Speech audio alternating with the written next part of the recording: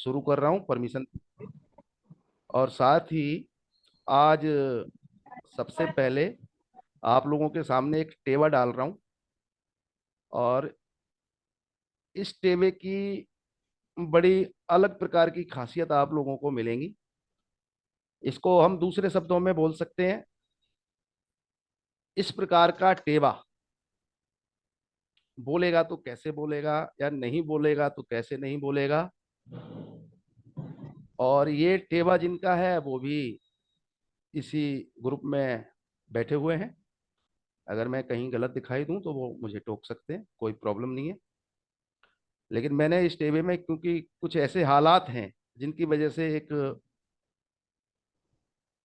टुकड़े किए हैं अलग अलग रूप में, और ये टेबा मैं कम से कम 2 से 3 क्लास में फ्री करूंगा। सिर्फ आज की एक क्लास में नहीं करूंगा, क्योंकि इस पे बोलने के लिए बहुत कुछ है। और बहुत कुछ इससे आप लोगों को भी सीखने को मिलेगा। देखने में ये टेबा एकदम बुरा भी कहा जा सकता है, थोड़ा गौर करेंगे तो इसमें से अच्छाई भी निकलेगी। तो हमारा उद्देश्य यही है कि हमें इस टेबे में से जितनी बुराई हैं वो, और बुराइयों के साथ साथ जितनी अच्छाई हैं उन सबको भी खोला जाए। उद्देश्य हमारा यही है। साथ ही साथ मैं इसके उपाय भी बताता चलूंगा। तो दोस्तों, इस टेबे की अगर आप लोग डिटेल देखना चाहते हैं तो मैं बता देता हूं। 18 जुलाई 1962, दोपहर 4:55 जलंधर का जन्म है। 18 जुलाई 1962, आप लोग अपने पास भी सेव कर सकते हैं। 18 जुलाई 1962, दोपहर को 4:55 का जन्म, जालंधर सिटी। इस प्रकार से तो इस टेबल में लगन खाली है, सेकंड हाउस खाली है। तो हम पहले सबसे पहले खाना नंबर 3 में बैठे हुए ग्रहों को अलग अलग टुकड़े कर करके खोलते हैं। इसको समझने की कोशिश करेंगे। सबसे पहले हम देखते हैं खाना नंबर 3 में चंद्रमा। चंद्रमा की अपनी कई सारी कंडीशन है। उस पर कई बार बोल चुका हूं, मेरे ख्याल से आप लोगों को पूरी तरीके से रट चुका होगा कि ससुराल से संबंध यानी कि पक्की होते ही, मतलब कि शादी होने से पहले जो रिंग सेरेमनी या उससे पहले भी जो, मतलब गिफ्ट वगैरह देके और रिश्ता पक्का कर दिया जाता है। और पुराने समय में तो घर परिवार के सिर्फ एक दो मर्द गए और वहां लड़का पसंद आ गया, टीका कर दिया, यानी कि उसकी ससुराल शुरुआत हो गई। वो फिर शादी होने पे, फिर बेटा या बेटी के जन्म होने पे, ये चंद्रमा के बड़े खास पॉइंट हैं। इसमें भलाई बद, आर्थिक हालात और जीवन की ऊंचाई, यानी कि बहुत सारी जरूरी बुराइयों से, जैसे कि राहु का कन्यादान भी है ना, चंद्रमा का दान, और सूरज का दान, और बनावटी सूरज का दान। ये कंडीशन है चंद्रमा खाना नंबर 3 में। और ये कई बार बात हो चुकी है, इसलिए इस पे हम ज्यादा समय खराब नहीं करेंगे। अब साहब आ जाते हैं शनि चंद्र पे। माफ करना, पहले चंद्र केतु पे बात कर लेते हैं। चंद्र केतु कोई अच्छा योग नहीं है, कंप्लीट ग्रहण है, साथ में शनि भी मिल गया। एक सूत्र है कि शनि केतु जब एक साथ हो और उनके साथ कोई तीसरा ग्रह मिल जाए तो तीनों का असर मंदा हो जाता है। तीनों का हकीकत देखेंगे तो शनि केतु बहुत अच्छा असर। और इसमें एक अच्छाई का कारण है कि राहु से पहले बैठा है। इस कंडीशन में शनि का जो जाति स्वभाव है ये भी नेक हो गया है। शनि केतु पहले घरों में, राहु बाद के घरों में, तो इसमें शनिचर का भी जाति स्वभाव नेक है, पहली बात। लेकिन जब शनि केतु के साथ कोई भी ग्रह तीसरा मिल जाए तब तीनों का असर मंदा हो जाता है।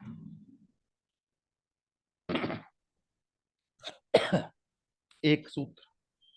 अब एक एक बात पे आज शनि केतु यानी कि चंद्र ग्रहण। चंद्र ग्रहण में देखा जाता है, यानी कि चंद्र केतु, यहां भी ये भी ध्यान करिए, चंद्र ग्रहण राहु चंद्र में भी है, शनि चंद्र में भी है, लेकिन मैं बोल रहा हूं चंद्र केतु मुश्तरका में। यानी कि चंद्र केतु एक साथ होने में देखना चाहिए सबसे पहले कि भैया बुध कैसा है कुंडली में।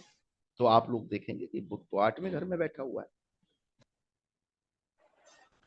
यानी कि चंद्र केतु में बुध अच्छे हालात का हो। ये देखिए, बुध को मैंने निशान लगा दिया, 8वें घर का है। और बुध की बुराई का एक कारण ये भी है, मंगल 7 बुध 8, इसको भी ध्यान रख लीजिए। तो चंद्र केतु मुश्तरका यानी कि एक साथ होने पर बुध अच्छा है या बुरा है, ये भी देखा जाता है। यानी कि बुध बहुत हालात को सुधार सकता है अगर बुध अच्छे हालात का हो जाए चंद्र केतु मुश्तरका के समय। दूसरा, चंद्र केतु मुश्तरका के समय देखना चाहिए कि जातक का बृहस्पति, मंगल और सूरज, बृहस्पति, मंगल और सूरज यानी कि तीनों नरग्रह, और तीनों ये नरग्रह चंद्रमा के मित्र हैं। क्या ये अच्छे हैं, क्या ये कायम है, इस पॉइंट से समझिए। तब चंद्र केतु मुश्तरका होते समय भी, मैं भी चंद्र केतु मुश्तरका होते समय भी एक प्रकार का किताबी शब्द है जंगल में मंगल, हमारे किताब के ये इसी शब्द का इस्तेमाल किया गया है, यानी कि हालात अच्छे रहते हैं। अब यहाँ पे नोट करेंगे, हम कह सकते हैं बृहस्पति अच्छा है चौथे घर में, मंगल 7वें में भी अच्छा है, लेकिन मंगल 7 राहु बुध 8, मंगल 7वें के समय बुध का खाना नंबर 1 या बुध का खाना नंबर 7 में ही मंगल बुध मुश्तरका या फिर बुध का 8वें घर में होना, ये बहुत बड़ी बुराई होती है। इस कंडीशन में मंगल और बुध, मैं दोबारा बोल रहा हूं, इस सूत्र को समझिएगा, बुध खाना नंबर 1 में हो या फिर बुध खाना नंबर 7 में मंगल के साथ ही हो या फिर बुध 8 में हो, मंगल बुध दोनों का मंदा असर मिलता है। अब यहाँ वही कंडीशन है, मंगल 7वें घर का है और बुध 8वें घर का है, ये बुराई भी क्लियर हो रही है। यानी कि मंगल को हम इसको अच्छा नहीं कह सकते, सबसे बड़ी बात। तो अगर हम इन सब सूत्रों को देखें तो बुध भी अच्छा नहीं, जो कि चंद्र केतु में उसके फलों को अच्छा कर सकता है। दूसरा, बृहस्पति, मंगल और सूरज, तो सूरज को आप देख ही रहे हैं, वो तो ग्रहण के असर में बैठा हुआ है पूरी रूप से। बचा बृहस्पति, यानी कि इस टेबल के हिसाब से चंद्र केतु का योग कोई अच्छे हालात का नहीं है। तीसरा पॉइंट, शनि केतु के साथ तीसरा घर, माफ करना तीसरा ग्रह, शनि केतु मुश्तरक के साथ तीसरा ग्रह जो भी कोई होगा तो तीनों का मंदा असर, यानी कि शनि का जाति स्वभाव नेक होने के बाद भी हमारे सूत्र जो कहते हैं वो ये कहते हैं शनि केतु चंद्र तीनों का मंदा असर होगा एक प्रकार से। अब इसी में आगे चलते हैं। जब केतु और चंद्र की हम बात करते हैं तो किताबी शब्द कुछ बोल देता हूं, कुत्ते का पेशाब, अंधा घोड़ा, लंगड़ी माता, इस प्रकार के हालात होते हैं। इस बात को समझिए, माता की सेहत खराब, अपनी खुद की औलाद की उम्र तक पे खतरा या फिर दिक्कत, तरक्की से संबंधित, उसकी खुशहाली से संबंधित, दादी और पोते के मिलाप में दिक्कत और मिलाप से भी दिक्कत, दादी और पोता मतलब ये जिनका टेवा है इनकी माता और इनके बेटे की बात हो रही है। और जब बच्चा पैदा हो तो लाल किताब कहती है चंद्र केतु मुश्तरका में कि 43 दिन पहले और 43 दिन बाद बच्चे के जन्म पे दादी दूर रहे, 43 दिन पहले और 43 दिन बाद भी दूर रहे चंद्र। पहले तो मिलाप होने की संभावना कम, एक, मिलाप हो जाए तो दिक्कत दो, इसीलिए मिलाप ना हो। हमारे किताबी सूत्र कहते हैं 43 दिन पहले दादी दूर होए और बच्चे के पैदा होने के बाद भी 43 दिन दूर ही रहे। रात को दूध पीना बहुत बड़ी बुराई क्रिएट कर देगा चंद्र केतु मुश्तरका, और शनि चंद्र में भी यही हालात आएंगे। चंद्र केतु मुश्तरका की एक और खास बात है, कि किसी की पेशाब पे पेशाब कर देना अकस्मात तकलीफ खड़ी कर देगा। अब ये सार्वजनिक शौचालय यानी कि पब्लिक टॉयलेट वगैरह का इस्तेमाल बहुत सोच समझ के किया जाए। पानी आने का जहां इंतजाम हो वहीं किया जाए। थोड़ा सा ध्यान रखने वाला सूत्र है चंद्रकेतु मुस्तरका में। नहीं तो दिक्कत परेशानी बढ़ती चली जाएगी। इसी चंद्रकेतु मुस्तरका में शरीर में दर्द रहना खुद के भी संभव है, माता के भी, कभी दादी बैठी हो तो दादी के भी चोट वोट लगना जैसे हालात भी हो जाते हैं। और इसी चंद्रकेतु मुश्तरका हालात में पेशाब से संबंधित खराबियां भी पैदा हो जाती हैं। इस प्रकार की ये दिक्कत चंद्रकेतु मुश्तरका होके करते हैं। और चंद्रकेतु मुश्तरका के लिए एक साथ के लिए एक उपाय है कि ग्रहण, चंद्र ग्रहण का उपाय किया जाए। और उसके अलावा अब बुध अच्छा तो है नहीं, तो भैया बुध के सामान का दान बड़ा कल्याण करेगा। चंद्रकेतु मुश्तरका बुध के सामान का दान करिए। दो, तीसरा उपाय, दो रंगा पत्थर। इसमें कुछ लोगों के अपने अपने विचार हैं, लेकिन मेरा विचार है लाल सफेद हकीक आसानी से मिल जाता है। इसका लॉकेट बना के या अंगूठी बना के अपने शरीर पे धारण किया जाए तो चंद्रकेतु मुस्तरका के इन उपायों से भी फायदा भरपूर मात्रा में मिल जाता है। बुध का दान बड़ा कल्याण करेगा। एक, लाल और सफेद मिक्स कलर का दो रंगा पत्थर अपने पास अपनी अंगूठी में जड़वा के शरीर पे धारण किया जा सकता है और ये हकीक में मिल जाता है। इसलिए इसी के बारे में बोल रहा हूं। इस और चंद्र ग्रहण जब भी हो, अब यहां पे ध्यान रखने वाली बात है कि चंद्र केतु मुश्तरका हो तो केतु की उम्र तक कम से कम और हो सके तो 51 साल कंप्लीट तक चंद्र ग्रहण का उपाय कर लेना चाहिए नॉर्मल वे में। इसी योग में एक और समस्या भी आ जाती है कम उम्र में पढ़ाई लिखाई से संबंधित। चंद्र केतु मुश्तरका यानी कि मन ना लगना, मन में बेचैनी उत्पन्न होना, नॉर्मल सी बात है। भटकाव होना, फालतू की घुमक्कड़ी हो जाना इधर उधर। तो भैया अगर कोई बच्चा है और वो पढ़ाई लिखाई के माहौल से इस समय गुजर रहा है तो उसके लिए बिल्कुल साधारण उपाय है कि 3 केले 43 दिन लगातार खाना नंबर 2 के हालात को देखो और मंदिर में रखते रहो, लेकिन यहाँ 48 दिन रखना है। और ये किताबी उपाय है, मेरा उपाय। चंद्र केतु मुस्तरका के 3 केले 48 दिन, 48 डेज, 3 केले मंदिर में रखना तो बच्चे की टेंशन भटकाव कम हो जाएंगे। पढ़ाई लिखाई में उसका मन लग जाएगा। पढ़ाई लिखाई खराब हो रही हो चंद्र केतु के कारण। अब इसी में बात कर लेते हैं थोड़ी सी चंद्र और शनिचर।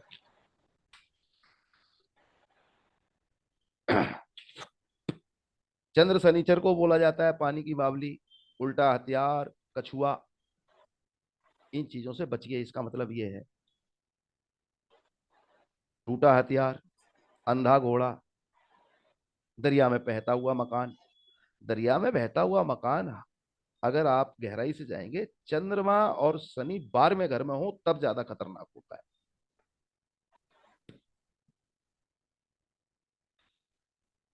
चंद्र शनि मुश्तरका में थोड़ी सी बात अलग हो जाएगी, बता देता हूं।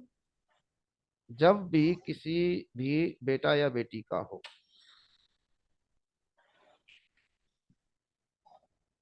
और 12वें घर से ही संबंधित हो, खास तौर से 12वें घर में ये रूल अप्लाई होता है ज्यादा बड़े स्तर पे, तो ऐसे व्यक्ति को उसकी सास, लड़की है तो लड़की की माता और सास, ये बुराई का कारण बनते हैं बड़े स्तर पे। और चंद्र शनि मुश्तरका किसी भी घर में हो तब भी माँ या सास ऐसे बच्चे की गृहस्थी को खराब करने में सबसे ज्यादा योगदान होता है।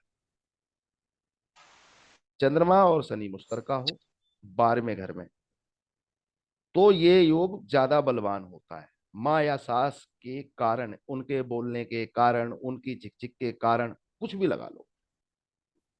तो जब भी किसी बच्चे के टेवे में चंद्र शनि मुस्तरका हो, 12वें घर में तो बहुत बड़ा असर है, लेकिन हर जगह असर देता है, ये भी सुन लीजिए। बस उसकी मिकदार थोड़ी कम ज्यादा हो जाती है।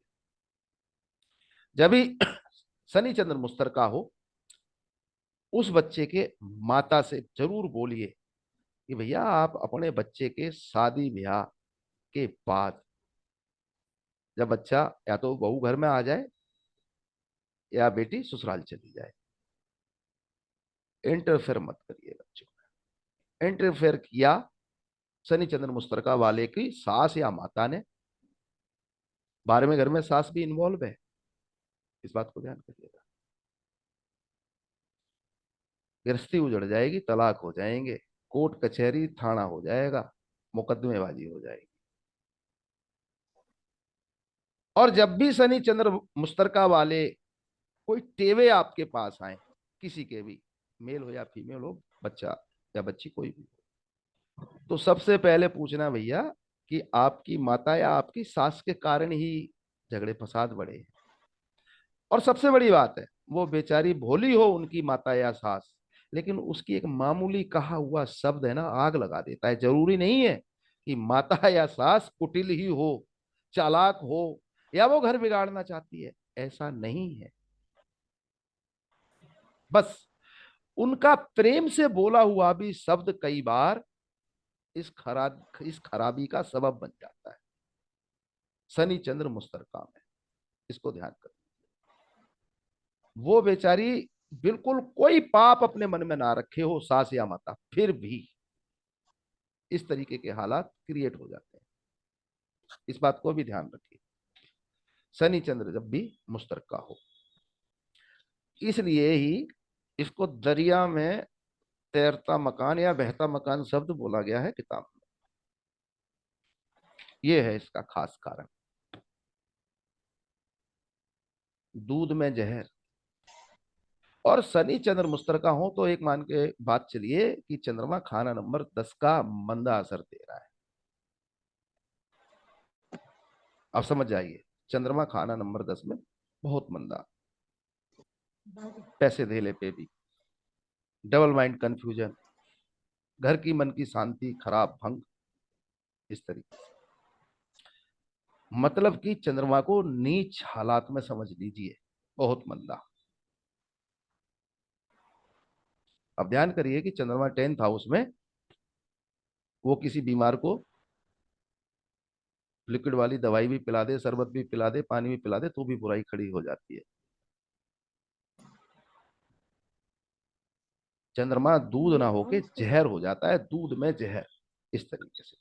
और शनि चंद्र मुस्तरका का अपना मंदा असर 44 साल, 44 ईयर तक मंदा असर चलेगा मुस्तरका हालात में, जब शनि चंद्र मिलते हो। इसके शनि चंद्र के लिए बहुत अच्छा उपाय है सांप को दूध पिलाना। समस्या ये है कि सांप हकीकत में कोई दूध दूध पीता नहीं। मैं आपको ये भी बता दूं, मैंने 50 बार ये सब अपनी आंखों से देखा है। जबरदस्ती उसका मुंह डुबा दो या वो वैसे ही मुंह डुबा दे और चल देता है, ऐसे मान के चलिए। लेकिन हमारी जो पुरानी प्राचीन पद्धति है, सांप के साथ जुड़ी हुई जो कौम है उसको सपेरा ही बोला गया, वो भी सांप से ही संबंधित, शनि से ही संबंधित है। तो सांप का मुंह लगा के सपेरा भी पी ले तो कोई समस्या नहीं है, पिला दीजिए। दूसरा, भैंस शनि की ही आसिया है, शनि की वस्तु। भैंस को दूध, धुले हुए चावल अच्छी तरह गीले करके, चंद्रमा की वस्तु, क्योंकि अमूमन भैंस वगैरह भी दूध पिए ना पिए, छाछ लस्सी तो पी लेती है, हमने भी खूब पिलाई है, लेकिन दूध अमूमन जल्दी पीती नहीं है भैंस। वैसे वो एक दूसरे के थन में मुंह मार देती है दूसरी भैंस के, लेकिन आप पिलाओगे तो जल्दी पीती नहीं है, मैं इसलिए ये बात कह रहा हूँ। तो चावल को अच्छी तरह से दूध में अच्छी तरह भिगो दो, थोड़ा बहुत एक्स्ट्रा भी डाल दो, फिर दे दो, तो वो आसानी से खा लेती है। और चंद्रमा भी चावल से संबंधित है, दूध भी चंद्रमा से संबंधित है, तो कोई समस्या नहीं है। इस तरीके से इस हालात को काफी कंट्रोल किया जा सकता है। और चंद्र शनि में भी चंद्र ग्रहण का उपाय बेफिक्र होके किया जा सकता है, ये भी ध्यान कर लीजिए।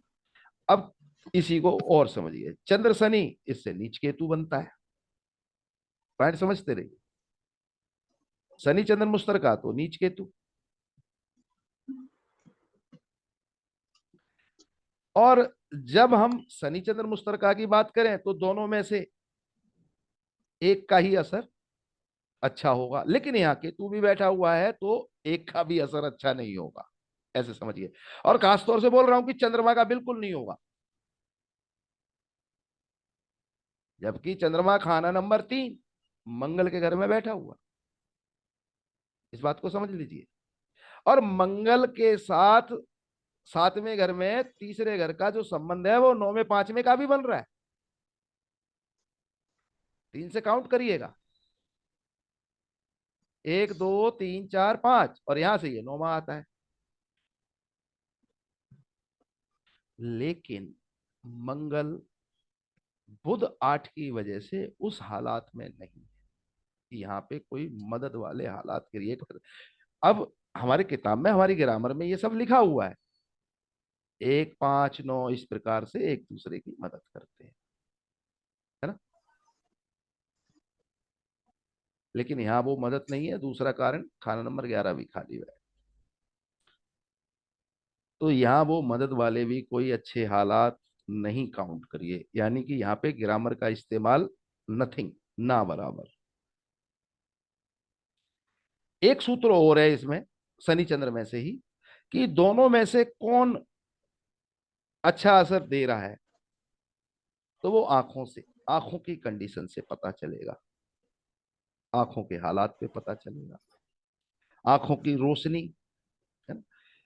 अब भैया ये शनि चंद्र और केतु तीसरे में ही बैठे हैं। एक शनि 3 की सबसे बड़ी दुविधा है कि ये आंखों पे अटैक करता ही करता है, तो यहाँ पे ये सूत्र का इस्तेमाल मत करिए कि आंखों की रोशनी कम है ज्यादा है, ये सूत्र का भी यहाँ इस्तेमाल नहीं होगा, ऐसे समझ लीजिए। क्योंकि शनि तीसरे में वही प्रॉब्लम देता है, और चंद्रमा तो इतना बेचारा बुरा फंस गया है कि चंद्रमा भी तो आंख का कारक है ना।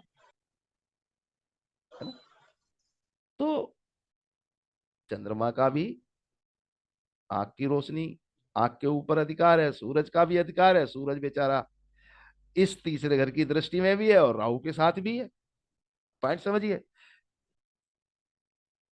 भाई शनि चंद्र कहीं और बैठे होते ना तीसरे घर के अलावा, और केतु ना होता उनके बीच में एक, और राहु और सूरज वाले हालात भी ना होते, तो हम इस नियम को, इस सिद्धांत को अपना लेते, भाई आंखों की रोशनी के बारे में जानकारी लो। लेकिन यहाँ ये सूत्र काम नहीं करेगा, इसको भी छोड़ दीजिए इस तरीके से। तो आंखों वाले कॉन्सेप्ट पे यहाँ तो गौर नहीं करना, यहाँ तो आंखों पे आफत आनी ही आनी है। और आंखों पे आफत आने के 3 कारण मैंने बता दिए, शनि 3, चंद्रमा केतु और शनिचर, और नीचे से इधर सूरज राहु।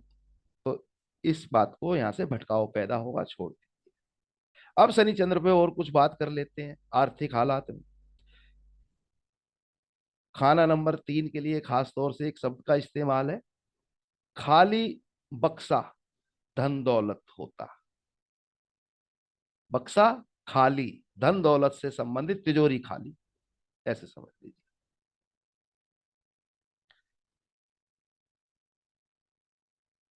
यानी कि नगद नारायण की दिक्कत। लेकिन एक और खास बात है इसमें, कि धन के लिए, रुपए पैसे के लिए, आर्थिक हालात के लिए शनि का उपाय हो जाएगा। धन दौलत के लिए शनि एक प्रकार से राशि फल का होगा, ये भी एक सच्चाई है। अब एक और सूत्र है इसी टेबल पे, वो अप्लाई होना चाहिए, समझिएगा। जब शनि और चंद्र मुश्तरका हो इकट्ठे, इस सूत्र को समझिएगा। जब जन्म कुंडली में शनि और चंद्रमा इकट्ठे हों तो नीच कौन होता है? केतु। इस बात को समझिएगा। लेकिन असली केतु भी अगर मंदा हो, शनि चंद्र मुस्तरका के साथ, ये तो नीच केतु हो गया। लेकिन दूसरा असली केतु भी अगर मंदा हो, तो हमारा एक किताब में उपाय है कि लाल फिटकरी जमीन में दबाएं।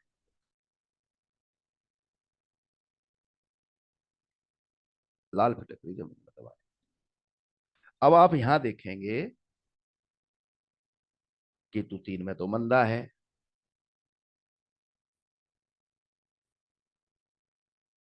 लेकिन हकीकत ये है, ये उपाय भी यहां मत करिए। मैं यही कह रहा हूं कि हमारे बहुत सारे विद्वान मित्र किताब में लिखे हुए शब्दों को देखते हैं, बात समझिएगा, और कह देते हैं कि भाई केतु भी 3। यहाँ पे ये तो देखिए आपकी केतु और शनि मुश्तरका है, और इन दोनों ने सारा अपना नजला है एक तरीके से चंद्रमा पे डाला हुआ है। एक और बात मैं कहता हूं, मेरे खुद के जन्म कुंडली में शनि और केतु मुश्तरका है, एक साथ है बाद में। शनि केतु किसी टेबे में साथ हो, कभी मंदा असर भी दे जाए, तो भी इस योग को तोड़ना मत। बहुत सारे हमारे विद्वान मित्र इन योगों को तोड़ देते हैं, जो कि बड़े अच्छे अच्छे योग होते हैं।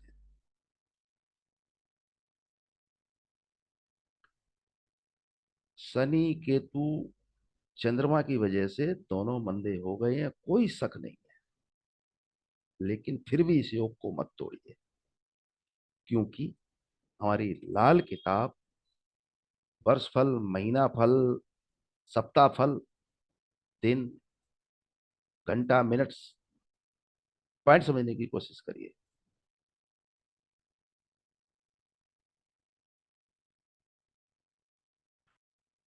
एक तरीके का गोचर ही है लाल किताब में भी ये, महीना, साल, 15 दिन, है, पक्ष की, फिर दिन, घंटा, रात की कुंडली।